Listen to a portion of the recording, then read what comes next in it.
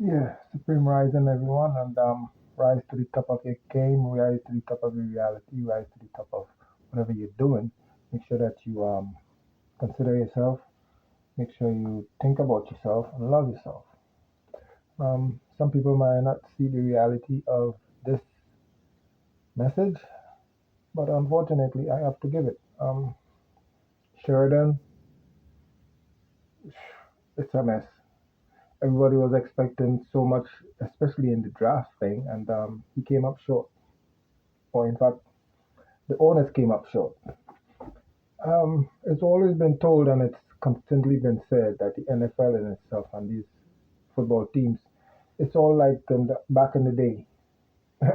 It all has to do with ownership and do you know what ownership is, right? Let's not get into all of that. I just understand that we're part of that game, okay? Until we unshackle ourselves and create our own, then we will never be free of the embarrassment. That young man is supposedly one of the most talented, right? That's what it said. Why is he sidelined?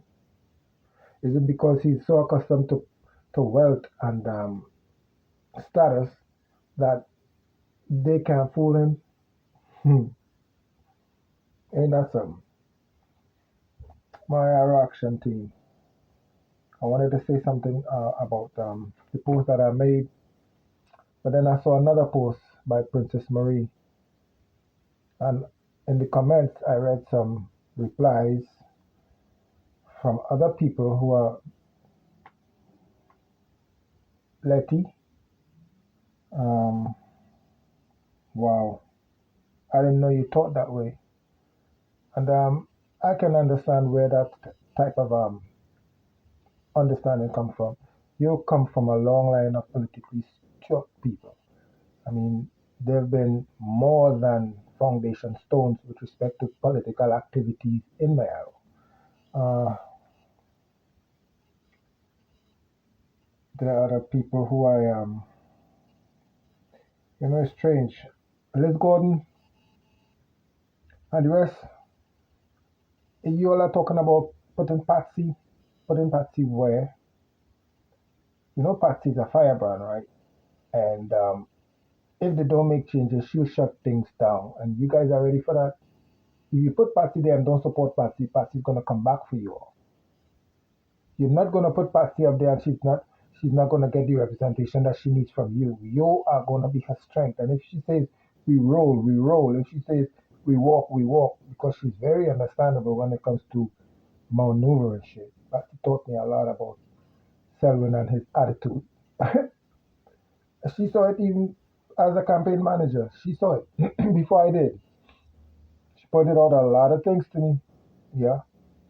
And it was strange that people didn't think about placing her in a position where she could make change. Just like my our people, like it's always been said, we fight down each other. A lot of the comments about what Mayara was facing, especially when Princess Mary talked about the amount of murders, the amount of raping, children being molested. Listen, it's a mess. Let's just say it's a mess. In my country, in my constituency, it's a mess. And the people who are really about to make change and who will make change, I want to talk about that that UNC non-selection of Pan. What's his name?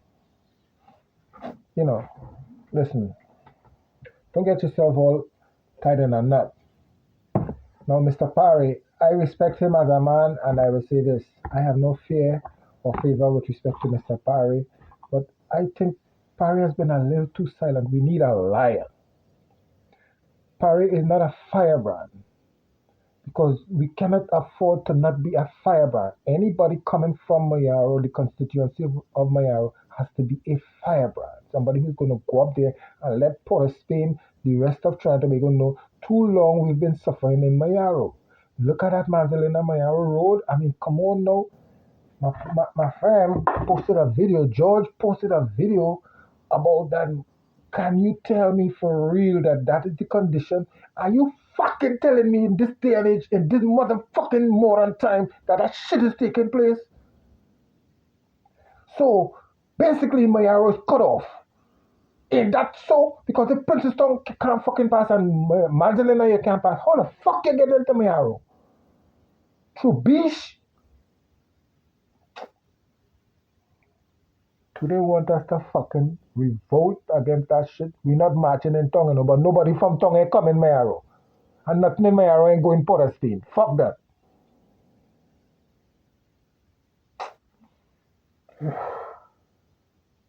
And all still squabbling over who all they should put. People in Mayaro still squabbling over who all they should put. UNC, PNM, UNC, PNM, and all they still ain't getting representation. Wake the fuck up. Everybody waking up. All is still fucking. Listen, yo, the comments that I read is amazing. And the people who have the sense and the knowledge is the fucking females. Because not a man. Yo, listen, Mayaro, listen, it's my heart. Mayaro is my home. Mayaro, Gwaigweyari is my home. I don't play when it comes to Gwaigweyari and Mayaro. This is me being stranded, and this is not me who is socially and financially well to that point where I could come, and I think it was arranged so that it could be that way, because I'm telling you, some things in my life was not normal, and the things that happened was not normal. It took some doing, but that's life. Like the destruction of my property, the theft of what is mine, things that I was planning on financially so that I can get into this scenario and rectify some of the wrongs. And everybody know that I rectify wrongs. I don't fucking play that shit. And I go whatever sources we gonna get to have this shit done, we gonna go and get it done. I don't care how we gonna get it done. It's gonna be done.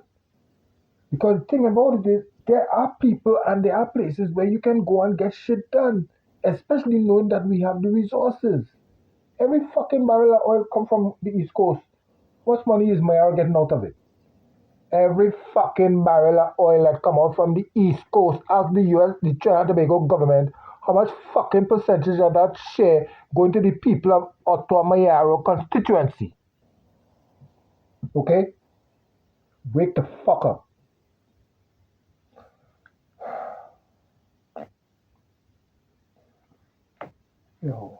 I'm in so much social and metaphysical pain because of what I'm experiencing, because of what I'm seeing. I'm telling you all out there in the world that yes, depression and all that shit is real. I fight it. You know why? Because I face certain things morally and socially that I am aware of, and knowing that there should be a key to unlock all these resources that I need seems to be baffling me, and I am not afraid to admit that there are things within my reach that I should have acquired long before now that I have not acquired, and that's a bugger. But again, I rely on a power and a source that is greater than myself. I confess that every day because I believe it. I was created by a force that's greater than myself. I didn't come here just because. I know that for a fact because I was created. And whoever wants to doubt that, then I'm sorry. Go ahead, doubt all you want. I know my strength. I know where I came from. I know what I'm here to do. And what I'm here to do is to follow the guidance and the socio-spiritual lead of everything that is greater than myself, especially the force that created me and my ancestors who are around me. I don't know where you want to go, but I know who I'm following. And mind you, there's the star that's always there. It's brighter than ever, always in my path. And I know I ain't been carried, but I can walk with confidence because I'm going there. And the thing that's really amazing is that I finally found that there's this peace coming from those who are around me. A lot of peace and a lot of love. I don't need false friends and associates. They point themselves out in the get go. They make themselves known from the beginning. And they don't last too long around me because I let them hang themselves. But life is good. God is still greater than me. And I believe in the creative force that's around everything and everyone. So have a blessed day and night.